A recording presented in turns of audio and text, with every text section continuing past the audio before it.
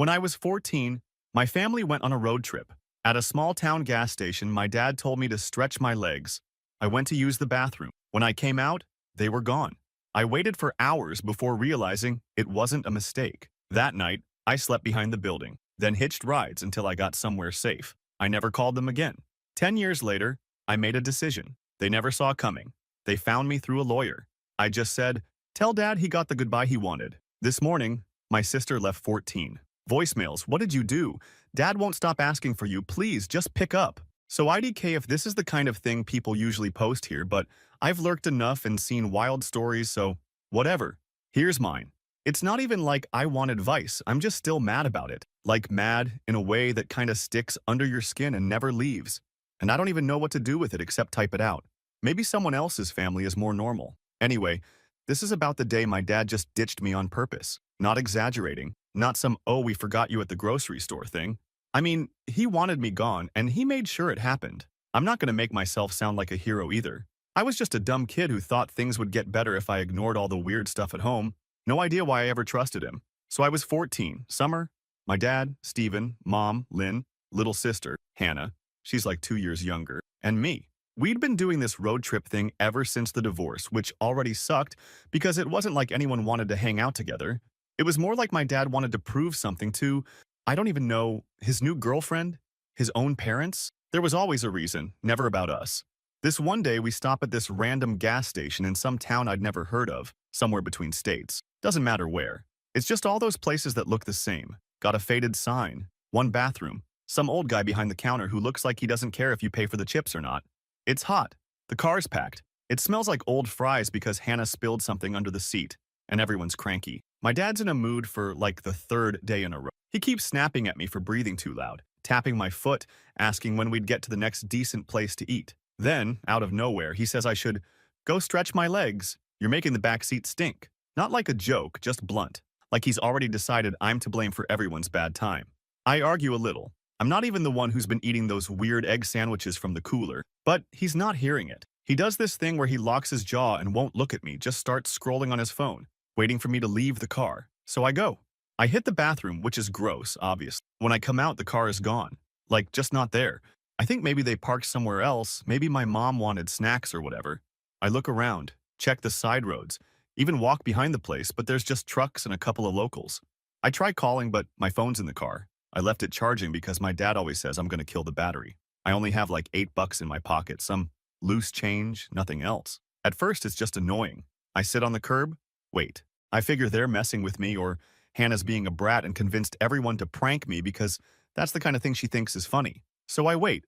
Half an hour, then an hour. The old guy inside starts looking at me every time I come in to check the window. I buy a soda just to look normal. I overhear him talking to a woman, saying something about some kid outside for a while. So I go back out, sit on the curb again. It gets hotter. I'm getting hungry. I finish the soda, try not to freak out. After like 3 hours, I start thinking maybe something happened. Maybe they broke down. Maybe my dad's mad and decided to make a point. I keep replaying the morning. Him slamming the trunk shut when I asked for my headphones. Mom barely talking. Hannah rolling her eyes. No one's really fighting. It's just tense. I realize, like actually realize, that if they wanted to come back for me, they would have by now. I swear, it's like something just clicks. There's nobody coming. I go back in, ask the old guy if I can use the phone. He looks at me like I'm sketchy, asks if I'm lost. I say kinda, but my family's not answering. He shrugs, gives me the phone anyway. I call my home number from memory. Yeah, I still remember it. Landline. No answer. I try it again, nothing. I ask if he's seen a silver SUV. He shakes his head, tells me I should wait outside. He doesn't want kids in the store all day. I go back out, sit on the curb, try to act like I'm just waiting for a ride. By now, I'm feeling like an idiot. I know I didn't do anything that bad. Yeah, I got in fights with Hannah sometimes, but she was just as bad.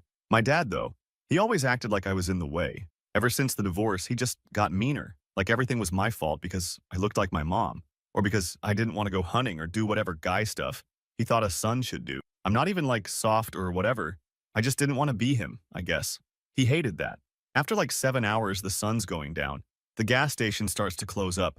The guy inside tells me I can't sleep in the shop, so I just walk around back and sit down behind the dumpster. It's not like I have anywhere else to go. I try to text a friend on my watch. It's one of those cheap ones you can barely type on, but it won't connect. I try to sleep, but there's bugs and it's cold, and honestly, I just feel stupid and pissed off. Not scared, just angry. Like, if this was a joke, it wasn't funny, and if it wasn't, then fine. Whatever. I don't know how long I was out there, but the next morning I see people coming in for breakfast sandwiches and coffee. I get up, brush off my jeans, and decide I'm not waiting anymore. No one's coming back. I walk to the main road and stick up my thumb. First guy who stops is a trucker. Says he can take me to the next town over. I get in. He doesn't ask too many questions, just hands me a bottle of water and turns up the radio. I never called my family after that, not once. I figured if they wanted me gone that bad, I'd make it easy for them. I bounced around for a while, crashed with a couple people I met online. Never used my last name, never gave anyone my family's number. I built my own thing. And yeah, it was rough, but at least nobody was waiting to ditch me again. So that's it, I guess. That was the day I figured out what my dad really thought of me. Not some big dramatic moment, just a long, hot day on the curb, realizing I was better off without any of them. I didn't get it, not for years, but I think it's because he never wanted a son who'd stand up to him, who'd call him out when he was being awful to mom, who wouldn't just play along. He wanted someone to pass his crap on to, and I wasn't it, so he made sure I was gone.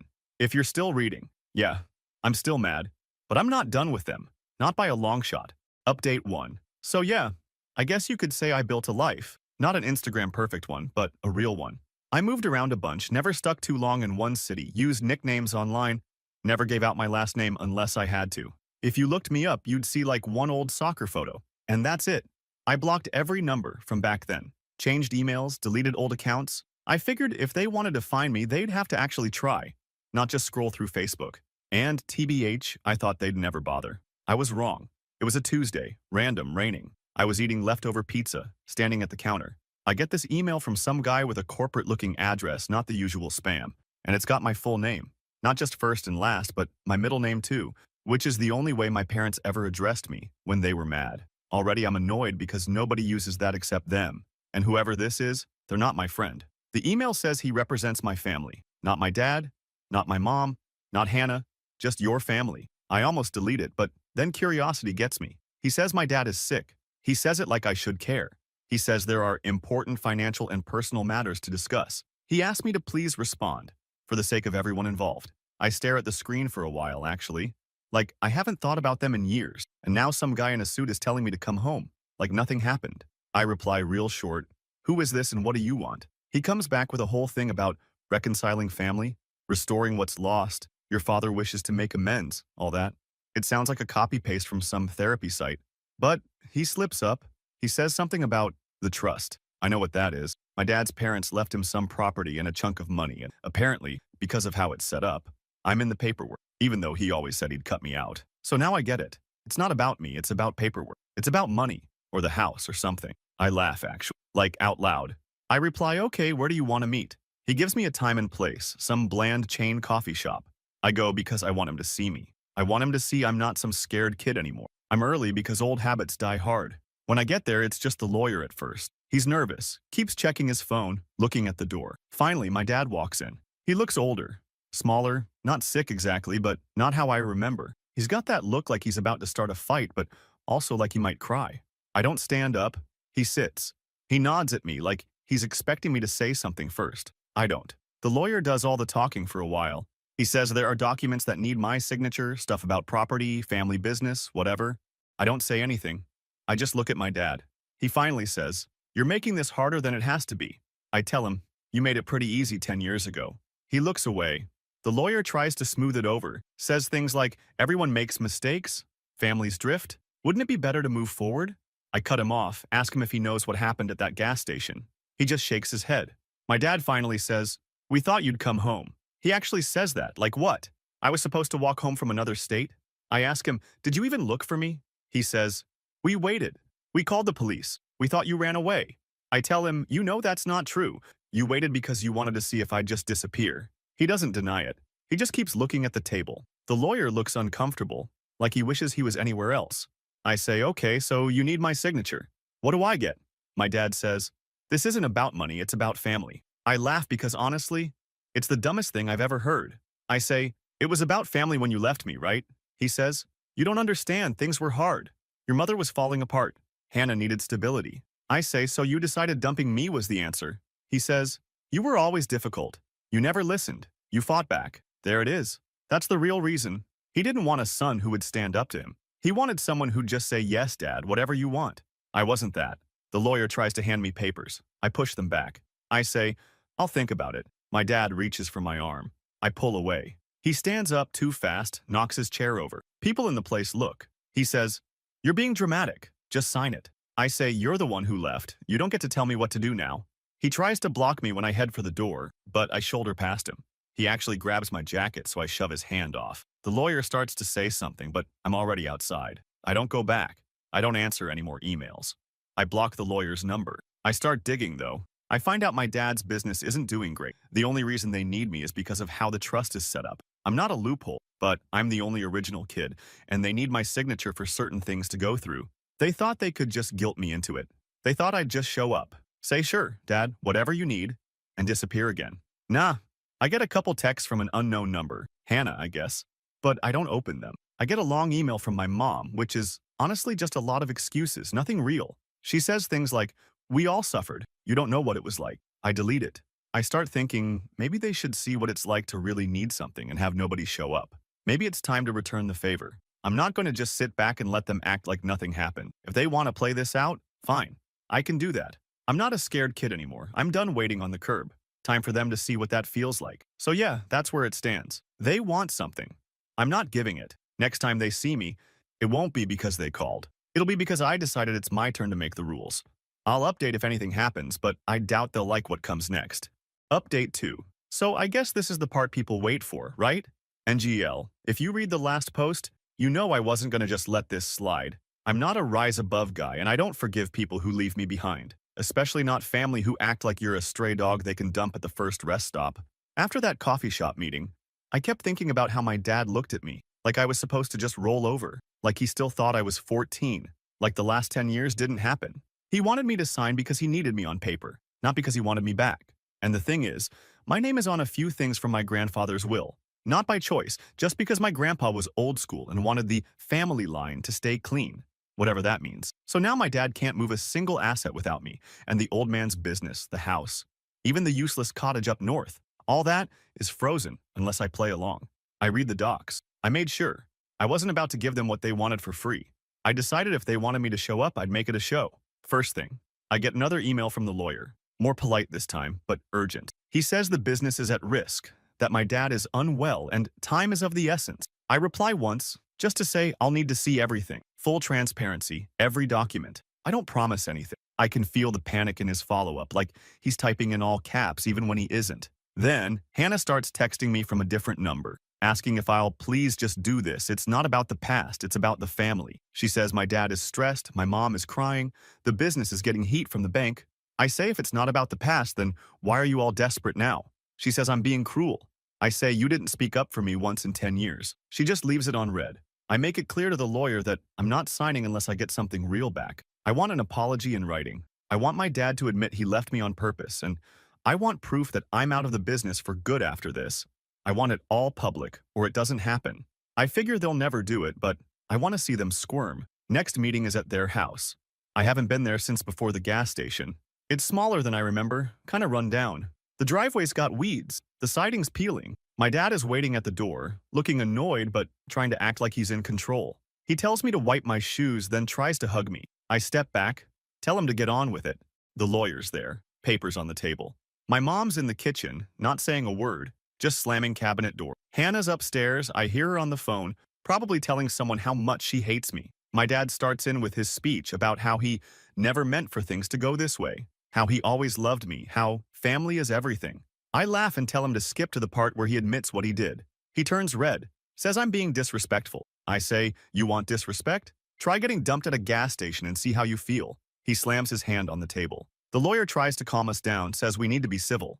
I tell him civil ended 10 years ago. I grab the papers, look through them, see all the spots they want me to sign. There's a line for me to give up any claim to the house, the business, the cottage, everything. I ask, what's in it for me? My dad says I get peace of mind. I tell him to keep his peace. I want the apology in writing. And I want a letter sent to every board member telling them exactly what happened. He says that's blackmail. I say, call it what you want, but I'm not signing unless you do it. He tries to grab the papers back. I hold on. He stands up, gets in my face, says I'm ruining everything. I tell him, you ruined it. I'm just making sure you can't sweep it under the rug. My mom comes in, throws a dish towel at him, tells him to stop yelling. He tells her to stay out of it. She slams the door and goes outside. Hannah comes down, starts yelling at me, says I'm tearing the family apart. I tell her it fell apart a long time ago. She just didn't notice because she was never the one left behind. She pushes me. I push her back. The lawyer's panicking, saying, we'll get nowhere like this. I finally say, here's my offer. You send the letter. You admit what you did. You give me proof the business is no longer in my name, and I'll sign. If not, I'll just sit on this and let the bank take it all. They argue, they beg. My dad says he'll never do it. I say good, then get used to losing. I leave. I slam the door behind me. I get in my car and sit there for a second, scrolling through messages. I post a short update to a couple of old friends. Not details, just family crap. Not worth it. I leave their street for the last time. Over the next week, the lawyer sends a few desperate emails. He asks if there's any flexibility. I say, not a chance. I don't respond after that. I know the bank's going to move on them. I know the board is going to ask questions. I know my dad is going to have to explain why his son won't sign off. Maybe he'll finally admit the truth, or maybe he'll just keep lying until there's nothing left to lie about. I don't care. I got what I wanted. I watched him panic. I watched him lose control. I watched my family realize they can't just erase me and expect me to come back when it's convenient. I didn't have to break the law or run some scam. All I had to do was say no. I'll see if they actually go through with my demands, but I doubt it. Either way, I win. I got to watch them sweat. And for once, I was the one who left them waiting. Final update. So I wake up and my phone's lighting up like it's on fire. Not notifications, not some emergency alert, just call after call, all from Hannah. She's never done that, not even when we were kids, even when she broke her arm and wanted me to cover for her. I don't answer. I just stare at the screen, watching the missed calls add up. Then the voicemails start rolling in, 14 in a row. It's not a number you see unless someone's desperate or lost it completely. I put the phone down and make coffee because, honestly, I'm not about to jump because they say jump. I listen to the first voicemail. Her voice is shaking, she's crying, she's mad, she's all over the place, says, what did you do? Dad's losing it? He won't stop asking for you, he's not eating, he's not sleeping. Please just pick up. She says, you broke him. Are you happy now? I don't bother with the rest right then. I already know how this game goes. So here's what happened. After that last meeting at their house, I stuck to my word. I didn't sign. I didn't budge. I didn't answer. The lawyer tried a couple more times, but when I told him to stop contacting me unless they met my demands, he actually listened. I guess even he could see this was going nowhere. After that, everything just kind of went quiet. I heard from a friend of a friend that the bank got involved. Not a foreclosure or anything, but enough that my dad had to answer uncomfortable questions about the business and the trust. Apparently, when you depend on a son you left behind to save your legacy, sometimes the universe hits back. Poetic, but not even on purpose. I just said no. Couple weeks later, I start getting emails from old family friends I haven't thought about in years. One says, your dad's not himself. Do you know what's going on? Another says, I hope you can all work it out. Life's too short. Like I'm supposed to just let it all slide because people get old. I ignore. Real talk. Where were all these people when I was sleeping behind a gas station eating stale donuts and pretending I was fine? Then, out of nowhere, my mom shows up at my apartment. I don't know how she found my place. She knocks. I open the door. She's standing there with a tin of cookies like that would fix anything. She asks if we can talk. I say no, I'm busy, and close the door. She knocks again, harder. I open it. She tries to push past me. I put my hand on the door and tell her to leave. She slaps the tin on the ground, says I'm being cruel, that I need to think about the family. I tell her, you should have thought about that 10 years ago. She stands there for a second, then leaves, slamming the lobby door. That night, Hannah sends me a wall of texts. Some of it's just venting. Some of it is her trying to make me feel bad. Some of it is her trying to explain. She says, Dad's not well. Mom is losing it. You don't get it. Everything is falling apart. I don't reply. I read every word, but I don't reply. The next day, I get a letter in the mail from the lawyer. It's got a copy of the letter I demanded. Not public, not to the board, but to me. It's my dad's handwriting, shaky, full of half apologies. He says, I did what I thought was right. You were too much for us. I thought you'd come home. I thought it would be easier. He says, I'm sorry you felt abandoned. Not sorry for abandoning me, just sorry I felt that way. Classic Stephen move. I put the letter in a drawer and forget about it. Hannah calls again that night. I pick up. She starts and immediately says, Dad keeps asking for you. He's not the same. He can't sleep. He's talking about the past all the time. She says, just sign the papers. Just end this. You don't have to talk to him. Just fix it. I tell her, I'm not fixing what he broke. She says, you're punishing all of us. I say, you all let it happen. She says, I was a kid. I didn't know what to do. I say, you know now. She says, you can't really be this cold. I say, tell dad he got the goodbye he wanted. She hangs up. I block her number. I block my mom's note. I block the lawyer's email. I don't block the old friends, but I don't answer them either. I figure if they really want to know, they can ask my dad why he left his son at a gas station and expected him to save the family 10 years later. So yeah, that's it. I don't feel bad. I don't feel good either. I feel done. I wanted them to feel what I felt, and now they do. Maybe worse, maybe not. Doesn't matter. I'm not their insurance policy. I'm not the kid waiting for them to pick me up anymore. I know some people are going to say I should forgive or that I'll regret this when I'm older or whatever. Maybe. But at least I know I didn't let them write the ending this time. For once, it's not their story anymore. It's mine.